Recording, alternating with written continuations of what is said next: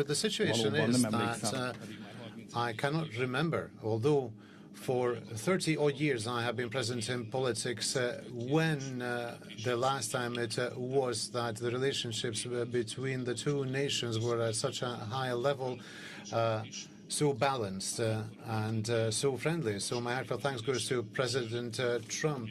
Perhaps the last time we were near this when President Bush visited us prior to the change in the political regime, which visit greatly contributed to us doing away with the communists and the Warsaw Pact. Since then, we had better and worse periods in the U.S.-Hungarian relationships, but we've never been to this high a level.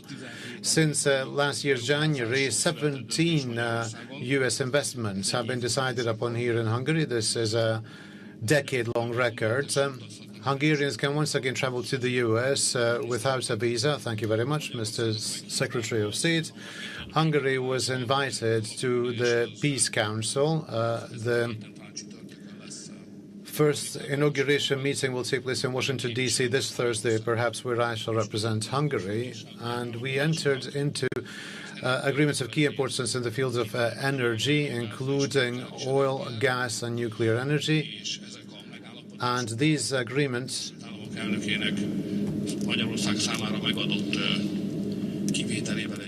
with the exception provided by the President of the United States to America, which allows for the use of Russian gas and oil here in Hungary, jointly contribute to the fact that Hungary can continue to remain secure on the aspects of energy supply, and that we shall be able to supply households and the industry with cheap energy in an international comparison. And we also discussed the refinery in Serbia, how that can be purchased, how NIS can be purchased by MOL, the Hungarian oil company. As for me, I assured Secretary of State Mr. Rubio that Hungary continues to support, regardless of what European conflicts that brings about. So Hungary shall continue to support the efforts of peace of the U.S. in Ukraine. The current President of the United States did the most in international politics in order to ensure peace in the Russian-Ukrainian war. And I must reiterate, although everybody knows that if Donald Trump had been the President of the United States, this war would never have broken out. And if he were not the President now, then we would not even stand a chance to put an end to the war with peace. So thanks goes to the United States President for his efforts in favor of peace. Hungary remains ready that if there is a peace summit, that we provide a venue for that here in Budapest. And I assured Mr. Rubio that Mr. Trump has a live invitation to Hungary. Thank you very much, Mr. State Secretary, for the opportunity to enter into discussions today. Thank you very much, Mr. Prime Minister. And I invite Secretary of State of the United States of America, Marco Rubio, to make a statement. Here today, it's an honor to be with you in this incredibly gorgeous city. It's my first time being here, and it's phenomenal, even to be in this hall, where and the history behind it and everything that's going on here. The second is, you know, the relationship. You talked about the golden age, which is not an exaggeration. The relationship between the United States and Hungary today is as close as I can possibly imagine it being. And it's not just close rhetorically, it's close in action and things that are actually happening.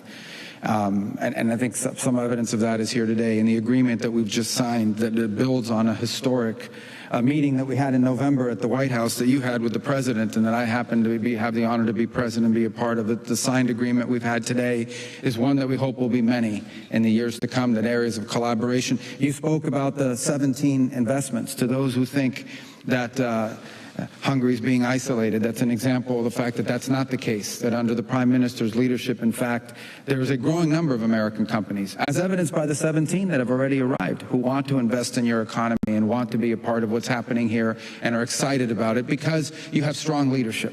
Because you have leadership that we know are going to protect investments and allow it to continue to be a place that's friendly for business and be competitive with rules that are competitive, that allow businesses to grow and prosper in comparison to other places. And there's so many other areas that we can work together on.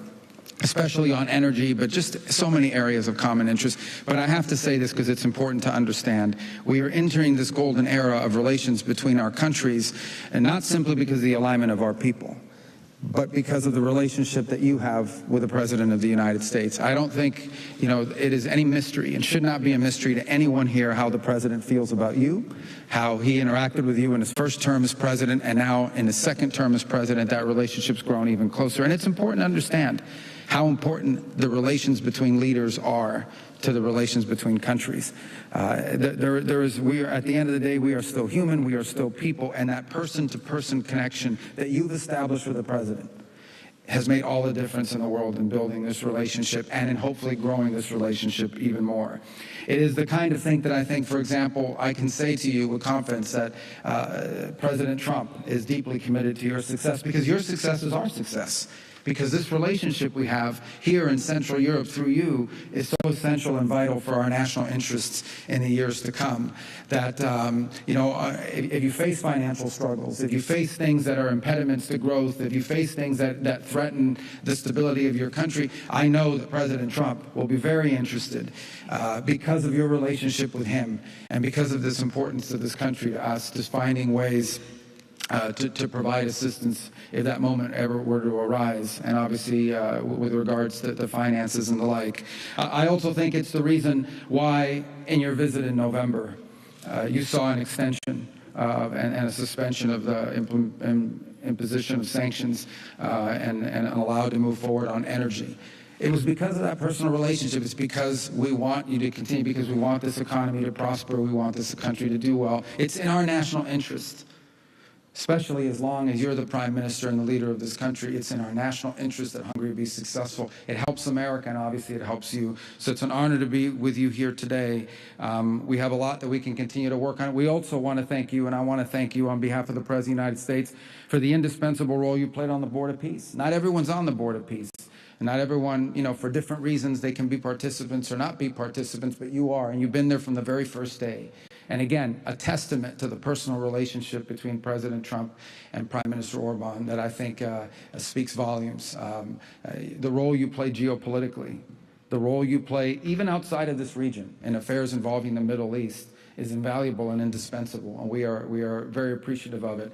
And that's why after traveling to Munich for the security conference, I wanted to make sure we paid a visit here to continue to build on this relationship and to signal very clearly that not only are we in a golden age, but we haven't even scratched the surface of what we can achieve together as a people, as peoples, as nations, and as leaders. And so I thank you for the opportunity to be with all of you here today, and thank you for the very warm invitation and the very important conversations that we had, where we touched on a bunch of subjects and a bunch of topics that I think will be of great interest back in Washington when I return. Thank you. Külügyminiszter úr, köszönöm szépen. Most néhány kérdésre van időnk. A magyar televízió kérem először. Some time for questions. Hungarian television gets the floor. Jó napot kívánok, Mészáros László vagyok. Good morning, I am László Mészáros. Volodymyr Zelensky, President of Ukraine, is constantly attacking Prime Minister Viktor Orban for not supporting the EU accession of Ukraine. What is your take on this political action, this political attack against the NATO and EU member states? And who is the question addressed to? Both of you naturally. Nem akarom belerángatni a külügyminiszter urat magyar belpolitikai diskurzusokba. Megengedek válaszolok először, if you allow me, I start to answer first to this question.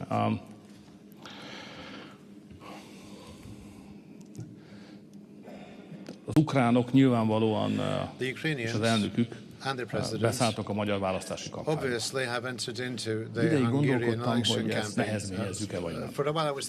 Végülis ilyen brutális nyíltsággal beleszállni egy másik ország választási kampányába nem tudok. De aztán rájöttem, hogy ez érthető. But then again, I realized it was understandable because the Hungarian elections is the most important to Hungarian people, but it has an impact beyond Hungary as well. Az ukránok joggal gondolják azt, hogy jelentősége van annak, hogy milyen kormány a lesz what Magyarország. government Hungary shall have is significant És to them. két opció van csak. And there are only two options. Az egyik az, amit önök jól ismernek. One is what you know well. Ez a magyar nép opciója. That is the option of the Hungarian people. Szavazáson, a Vox 2025-ön világosan elmondták, hogy nem. Vote 2025 clearly stated that they would not undertake the Ukraine acceding to the European Union because that would drag us into a war and ruin our economy.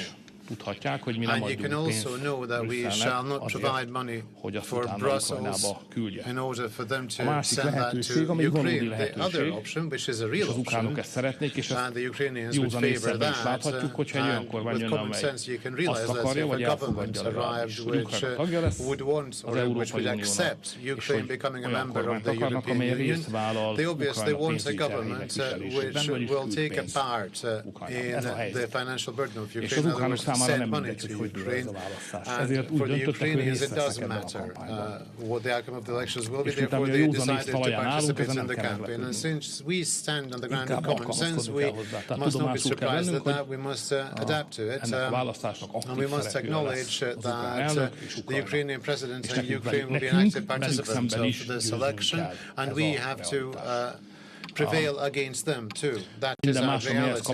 Anything else attached to that, the future of the war, the funding of the war, are beyond the framework of this press conference. I will not go into detail. I would only return to a single aspect, that this is an election. As an election, people decide. And for Ukraine, it does matter what the outcome of the decision is, and therefore they put their full weight and weaponry in participating in the Hungarian campaign. We know full well that they finance our opponents. We know how that happens. This is a well-known written fact, but once again, we must not be outraged, but we must acknowledge that this campaign in Hungary also has an international dimension in other directions too, but in the Ukrainian direction. That is why it's an important international event, not only for Hungarians, but as the example of Ukrainians shows, it's important for other greater nations. That's how you have to win elections. We have won elections in many ways, now we shall win this way.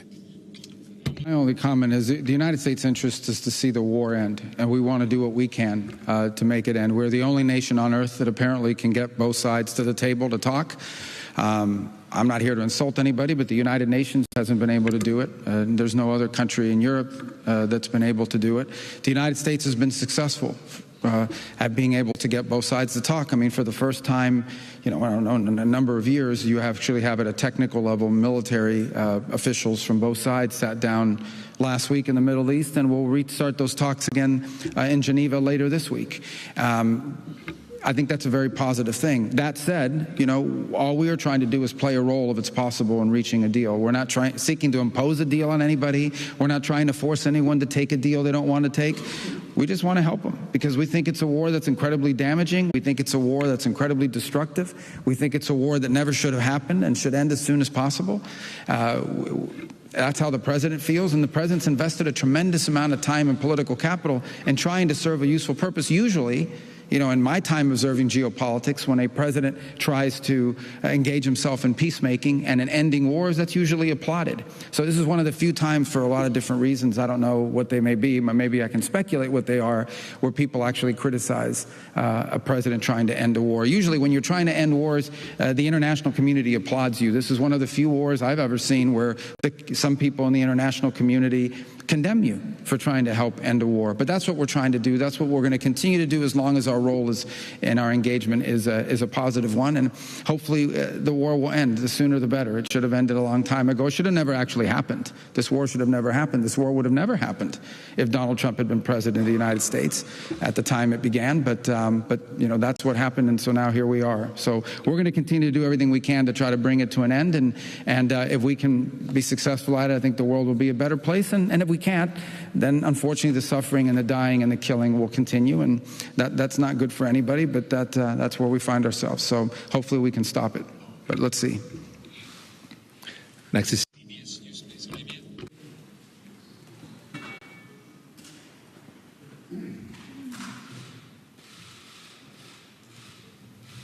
Thank you very much. Budapest is, in fact, beautiful. Mr. Secretary, on the notion of a golden age, why isn't the United States conditioning conditioning deeper cooperation with Budapest on Hungary reducing its extensive and ongoing deepening cooperation with China, which is a strategic rival for the United States. Secondly, if, despite President Trump's endorsement and your visit here, Prime Minister Orban does not succeed and loses the April election, does the U.S. commit to working with his challenger constructively? Prime Minister Orban, do you commit to accepting electoral defeat if it happens? And to both of you, Prime Minister Orban has said that the exemption that Hungary has been granted for Russian energy purchases is indefinite. The U.S. has said it was for 1 year. Which one is it? Thank you. All right, well, let me start by answering that question. First of all, so everybody can be very clear. I made this point repeatedly. I'll make it again. Under President Trump, it is our expectation that every nation on earth is going to act in their national interest. That's what nations are supposed to do. If the Prime Minister of Hungary does not act in the national interest of Hungary, he won't be Prime Minister for long. But who's going to act in the national interest of Hungary if their Prime Minister doesn't do it? If your government is not acting in your national interest, then who will? By the way, we feel the same way about America. So in those instances in which our national interest and some other countries' national interests are aligned, that is an opportunity for extraordinary partnership. And we have many, many areas where our national interests are aligned. Where they're not aligned or where we have some differences, that's where that alignment and the other issues, that's where this relationship, that's where these deep ties to one another are so important, because that's where you can find accommodation, that's where you can hear each other out, that's where maybe you can work together on. But we're not asking any country in the world to isolate themselves from anybody. We understand that every country in the world has to deal with the reality of their geography, of their economy, of their history, and of the challenges of their future. We will obviously share with partners and friends concerns we may have about certain things. But as an example, the United States, you mentioned China as an example. Okay, we have trade and relations with China. The President of the United States is going to travel in April to China. Why? Because China is a big country. It's got 1 billion-something people, second largest economy in the world. They have nuclear weapons. It would be crazy. Okay, it's insane for the United States and China not to have relations and interact with one another. Now, two big countries like this, do we have differences? We absolutely do.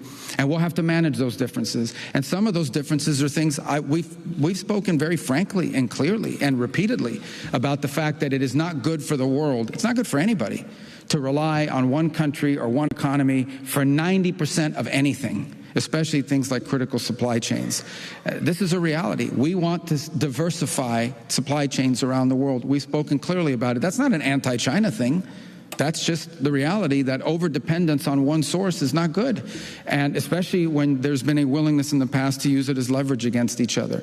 But we expect we pursue these things within the context of the U.S. national interest, and that's why we met with the Chinese in South Korea earlier in the year, and we're able to reach an understanding on some trade matters. That was a mutual interest between us and them. So geopolitics is difficult because it requires a little bit of maturity and seriousness. Okay? It requires a little bit of seriousness about these things have real implications, and the balancing of relations between nation states requires maturity and seriousness. So our relationship here, you asked the last question about it. Look, I'm just telling you guys what it is. Okay, the president has an extraordinarily close relationship to the prime minister. He does, and it has had tangible benefits in our relationship. I'm not going to speculate about the future.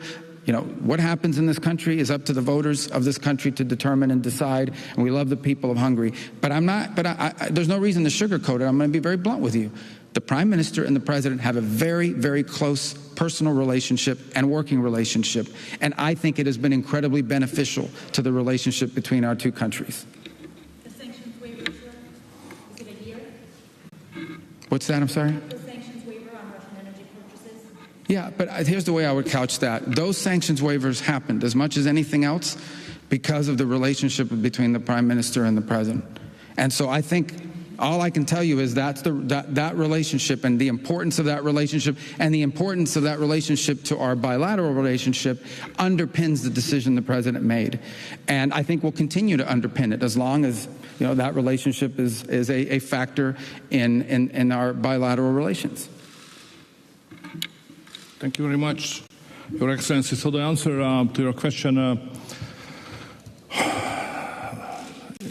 for those who are relatively young, it's difficult to know the Hungarian modern political history. But if you look at it carefully, you see that I am not just registered as the longest-serving prime minister in Europe, which means 20 years, but I am the longest-serving leader of the opposition with 16 years, So I spent 16 years as leader of opposition. What does it mean? It means that sometimes I lose, sometimes I win. So don't be afraid what will be if we are not winning, because it's regularly happened here, at least 4 times already. So there is no need to be afraid what will happen in Hungary. The Hungarian democracy is very strong. And the government of this country is very strongly believe on democracy and competitiveness and competition in politics as well, as we have done in the last 35 years. So our record is very strong on the governmental side and on opposition side as well. So government will be created after the election in Hungary based on the intention of the Hungarian people, and Hungary as a country will remain strong anyway. Köszönöm szépen az Indexet. Thank you very much. Now Index is up next. I'm Balázs Koroczkai from Index. I will ask my question in English because I think it's easier for you. In English than in Hungarian, absolutely. You can ask it in Spanish, and that's maybe Italian. I might be able to pick it up too. Well, unfortunately, my Spanish is not so good. Okay. So, Mr. Prime Minister, you mentioned the invitation of President Trump. I have a question for both of you. Is there have been any discussion regarding a potential visit by President Trump? And if so, when might it take place? And will it be a peace summit? And a brief question is, have there been any progress toward the new Hungarian US tax treaty? Because the last one is terminated 2 years ago. Thank you.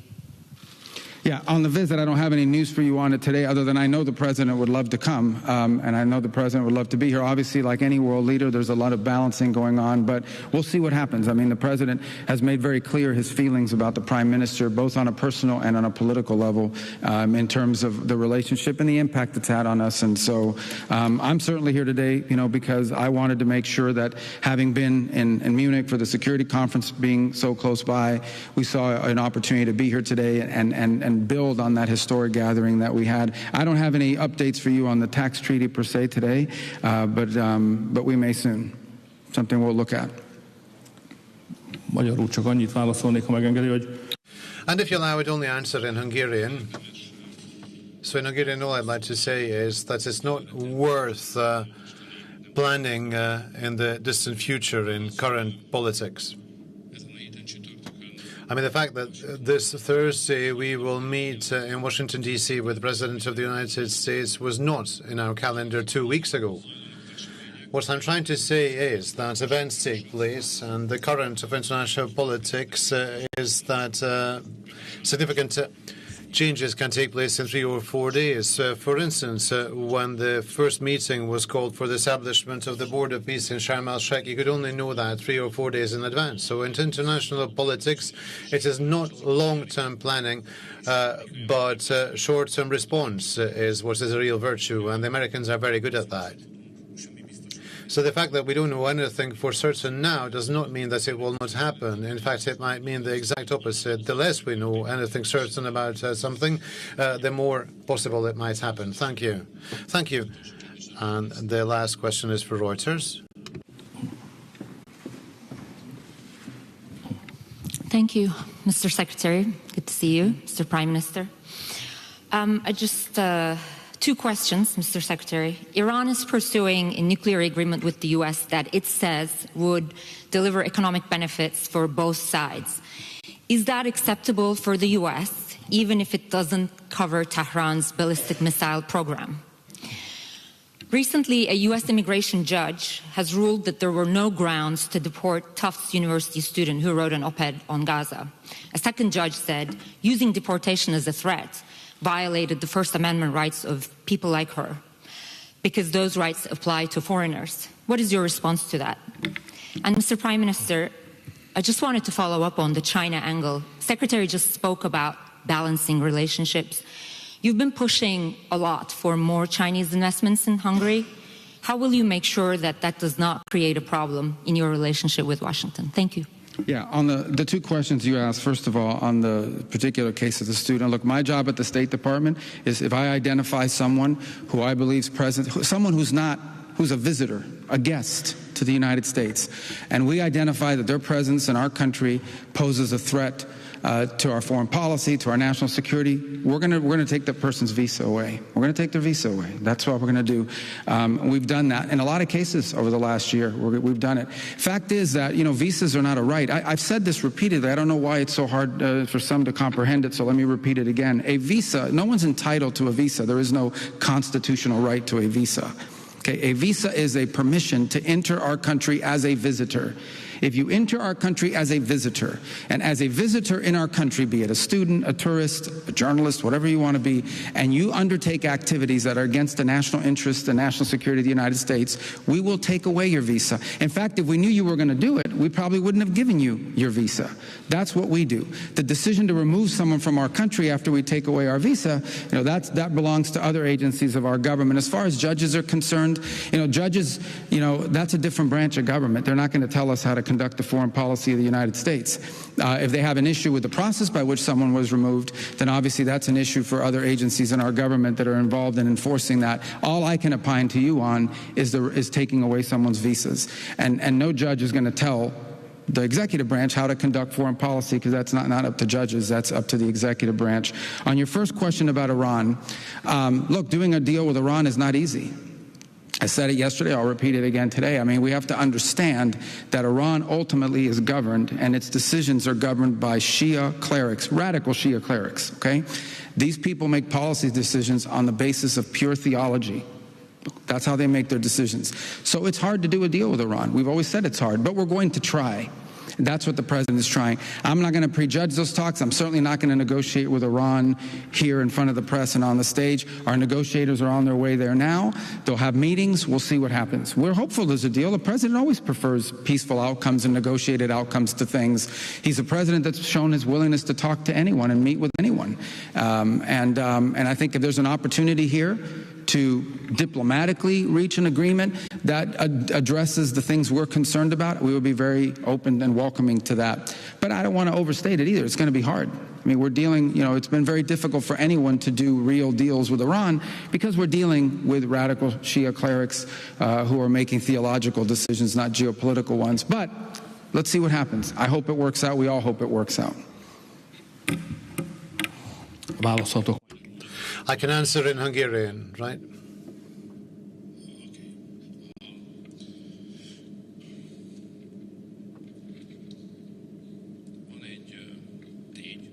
There is a fact that we must take into consideration in every international relationship of ours as an origo, and that is that we are members of NATO.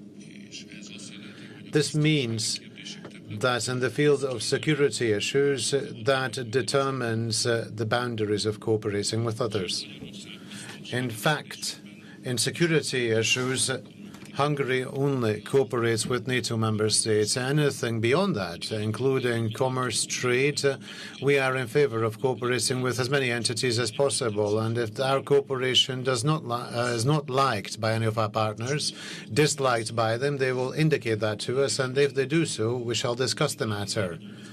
I have been working together with Americans for over 30 years now. President Bush Sr. was the first president I met. I don't know how many I've met since, and I do have an experience pertaining to Americans. It is best if you share with them everything openly and clearly. We play with open cards. Open, visible cards.